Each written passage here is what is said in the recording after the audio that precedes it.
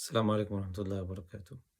In Surah Yusuf, in the last few pages, in Juz 13, after so many years, almost 30 years of separation from his father, his parents, and his family, and after all these terrible things happened because of his jealous brothers, going into the well, being picked up by strangers, and after that going into another house, and then accusation, then he went to the prison for many, many years. Finally, Allah released him, and now he is a major player.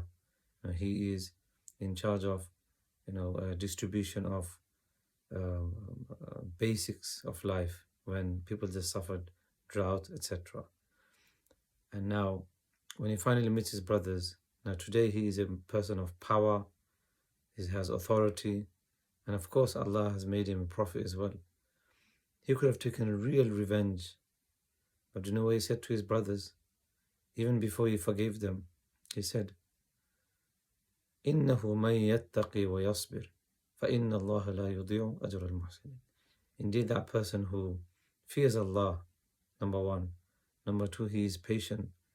Then Allah subhanahu wa ta'ala does not waste the repayment, the thawab of muhsinin, those who do good. Why? Because fearing Allah subhanahu wa ta'ala and being patient is a major acts of thawab and good deeds in the sight of Allah subhanahu wa ta'ala. It's amazing because we have different levels of sabr. One is that you're a weak person, you're madloom, you be bullied, you're oppressed, you can't really physically hit back, you cannot take revenge or retribution. You do sabr, Allah rewards, and the thawab will be there, and Allah will show that person in this dunya sometime, definitely in the hereafter. But then you have another person who has the ability, the capacity to react, to respond, to take revenge, and he doesn't do it. This is why Allah praises that form even more when He says, وَلَمَنْ صَبَرَ وَغَفَرَ إِنَّ ذَلِكَ لَمِنْ عَزْمِ الْأُمُورِ. As for that person who sabara, who is patient, وَغَفَرَ, and he forgives. Why? Because you can only forgive when, in most cases, when you have the power to take revenge, you still forgive. So this is why Allah subhanahu wa ta'ala, look at the station He gave to Yusuf alayhi salam. And after that, He's giving his brothers advice rather than sending them to prison or death sentence, or He could have taken any sort of retribution that time.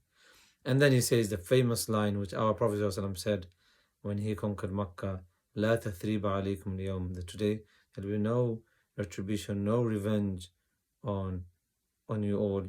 يغفر الله لكم. May Allah forgive you. And He's making dua for them. This is what we learn. Of course, there are going to be a time where we need to call for justice and retribution, etc.